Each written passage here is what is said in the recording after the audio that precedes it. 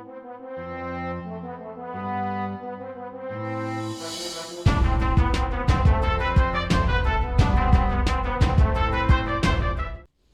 की शुरुआत में हम एक फैमिली को देखते हैं जिसमें एक कपल और उनका बेटा होता है जिसका नाम टेम्पल्टन होता है और उसके घर वाले उसे प्यार से टिम बुलाते हैं। वो सभी अपनी लाइफ में बहुत ज़्यादा खुश होते हैं। टिम भी एक प्यारा बच्चा था जो कि अपनी फैमिली वालों के साथ मिल के हर दिन काफ़ी मज़े किया करता था और वो उस मज़े को किसी के भी साथ शेयर नहीं करना चाहता था। इसके बाद फिर सीन चेंज होता है और हमें हेवन का सीन दिखाया जाता है जहाँ पे बेबीज़ को बनाने के बाद उन्हें अर्थ पे भेजने की तैयारी चल रही होती है। बचपन में सभी बेबीज़ क्यूट और इनोसेंट होते हैं, लेकिन उनमें से कुछ बच्चे क्लेवर और इंटेलिजेंट भी होते हैं। उनका माइंड नॉर्मल बेबीज़ से काफ़ी अलग होता है और ऐसे बेबीज़ को मैनेजमेंट क्लास में रखा जाता है जो कि बेबी बिजनेस को मैनेज करते हैं और उन्हें एक एम्प्लॉयज़ की तरह सूट पहनाया जाता है और साथ ही साथ उन्हें एक ब्रीफकेस और बेबी पोर्शन भी दिया जाता है जिससे कि वो हमेशा बच्चे बने रहें और बिजनेस को मैनेज करते रहें। तो अब बढ़ते हैं मूवी की तरफ जहाँ पे टिम का भाई आने वाला होता है जिसके लिए उसके पेरेंट्स तो काफ़ी खुश होते हैं, लेकिन टिम अपनी विंडो से अपने बेबी ब्रदर को आता हुआ देखता है जिसे देखने के बाद वो काफ़ी शॉक हो जाता है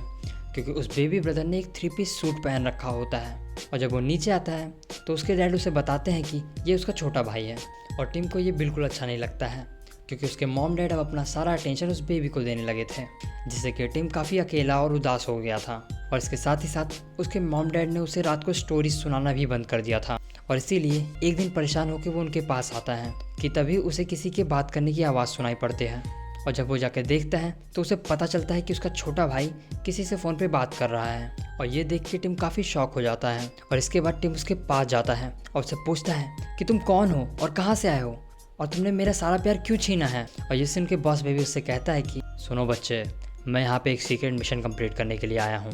और फिलहाल तो मुझे डोनट्स खाने हैं। और ये बोल के वो टिम के ऊपर थोड़े पैसे फेंक देता है और उसके पास इतने पैसे देख के टिम काफ़ी चौंक जाता है और सोचने लगता है कि ये आखिर कौन है और इसके पास इतने सारे पैसे कहाँ से आए। इसके बाद टिम बॉस बेबी से कहता है कि मैं तुम्हारी सच्चाई मॉम एंड डैड को बता दूंगा, जिसमें बॉस बेबी उसका मजाक उड़ाते हुए कहता है कि ठीक है जाओ बता दो कि तुम्हारा छोटा भाई फ़ोन पे किसी से बात कर रहा था। और ये सुनकर टिम बिल्कुल चुप हो जाता है और उस बॉस बेबी की बैंड बजाने के लिए वो प्रूफ इकट्ठा करने में लग जाता है। और एक दिन बॉस बेबी अपने घर पे एक मीटिंग रखता है जिसमें वो लोग अपने मिशन के ऊपर डिस्कस करते हैं और इधर टिम को भी प्रूफ इकट्ठा करने का मौका मिल जाता है। इसके बाद मीटिंग शुरू होती है जिसमें बॉस बेबी अपने मेंबर्स को शोर मचाने को बोलता है ताकि उसका भाई उनकी मीटिंग की बातें सुन ना सके। और फिर मीटिंग में वो लोग पपीज़ के ऊपर कुछ डिस्कस करने लगते हैं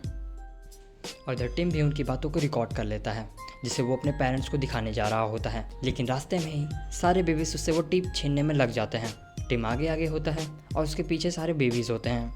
जिसे देख के टिम के पेरेंट्स को लगता है कि चलो आखिरकार उनके बेटों में दोस्ती हो ही गई। इसके बाद टिम प्रॉब्लम को पूरी तरीके से सॉल्व करने के लिए अपने भाई को घर से बाहर फेंकने वाला होता है, लेकिन गलती से उससे वो टेप बाहर चली जाती है और वो टेप बाहर गिर के टूट जाती है और तभी वहाँ पे उसके पेरेंट्स आ जाते हैं। और इसके बाद टिम को काफ़ी डांट पड़ती है और साथ ही साथ उसे पनिशमेंट भी मिलती है कि जब तक टिम की उसके भाई के साथ बनने नहीं लग जाती तब तक वो घर से बाहर नहीं जा सकता। और डांट खाने के बाद टिम काफ़ी उदास हो जाता है और उसे ऐसा लगने लगता है कि वो जेल में है और अपने दिन काट रहा है। और फिर वहाँ पे बॉस बेबी आ जाता है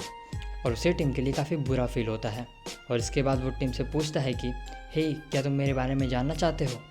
और इसके बाद बॉस बेबी उसे अपने ऑफिस का एक गैजेट देता है जिसका यूज़ करके वो दोनों बॉस बेबी के ऑफिस में पहुंच जाते हैं और बॉस बेबी टिम को बताता है कि ये यहाँ की मैनेजमेंट है और ये सभी बेबीज़ बहुत ही इंटेलिजेंट और क्लेवर हैं। और इसके बाद बॉस बेबी उसे बताता है कि puppies day by day babies का प्यार छीनते जा रहे हैं और उन्हें रोकने के लिए बॉस बेबी को अर्थ पे भेजा जाता है। इसके बाद बॉस बेबी उसे फ़ोटो एरिया दिखाता है और बताता है कि इन सभी लोगों ने अपने अपने मिशंस को कंप्लीट करके एक नया इतिहास रचा था। और इसके बाद टिम पूछता है कि ये बॉस कौन है, जिस पे बॉस बेबी उसे बताता है कि ये सभी बेबीज़ की बॉस है और इसी ने तो मुझे इस मिशन पे भेजा है। इसके बाद टिम उससे पूछता है कि क्या हो अगर तुम इस मिशन को कंप्लीट ना कर पाओ। और ये सुन के वो टिम से कहता है कि ये तुम कैसी बातें कर रहे हो, अगर मैं ये मिशन कंप्लीट नहीं कर पाया तो मुझसे ये जॉब छीन ली जाएगी और मैं एक नॉर्मल बेबी बन जाऊँगा और अगर ऐसा हुआ तो मुझे अपनी सारी ज़िंदगी तुम्हारा भाई बन के गुजारनी पड़ेगी और फिर मैं तुम्हारे हिस्से का सारा प्यार छीन लूँगा। और टिम क्या तुम चाहते हो कि तुम्हारे साथ ऐसा हो। और ये सुन के टिम उससे कहता है कि नहीं नहीं बिल्कुल नहीं, मैं ऐसा बिल्कुल नहीं चाहता और तुम अपना मिशन जल्दी से कंप्लीट करके जाओ यहाँ से। इसके बाद बॉस बेबी टिम से मदद मांगता है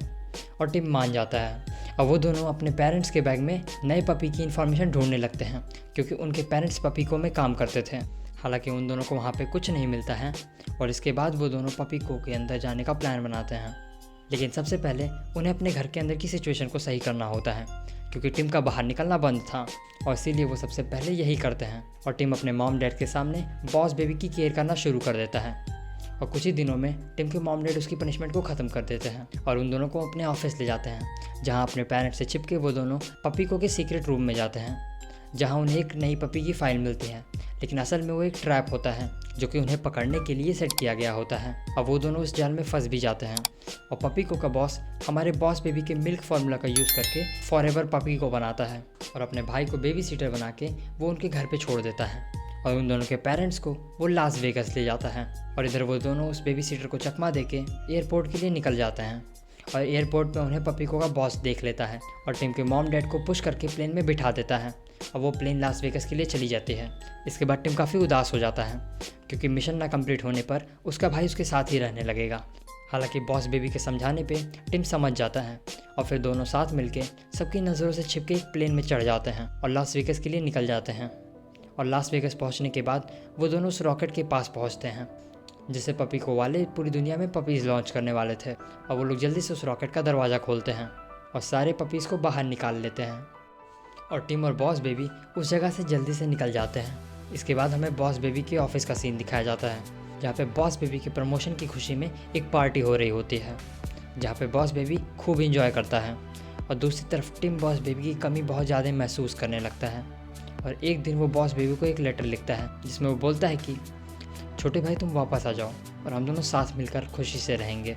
और ये लेटर पढ़ने के बाद बॉस बेबी काफ़ी खुश हो जाता है और अपना काम छोड़ के टिम के पास वापस आ जाता है और टिम उसे देख के काफ़ी ज़्यादा खुश हो जाता है कि उसका छोटा भाई उसके पास वापस आ गया है। और इस मूवी के लास्ट सीन में हम देखते हैं कि काफ़ी साल बीत चुके हैं और ये स्टोरी टिम अपने बेटी को सुना रहा होता है। और मूवी के एंड में हमको एक ट्विस्ट देखने को मिलता है, जहाँ पे हम देख कि टिम के यहाँ भी एक बॉस बेबी बॉर्न हुई है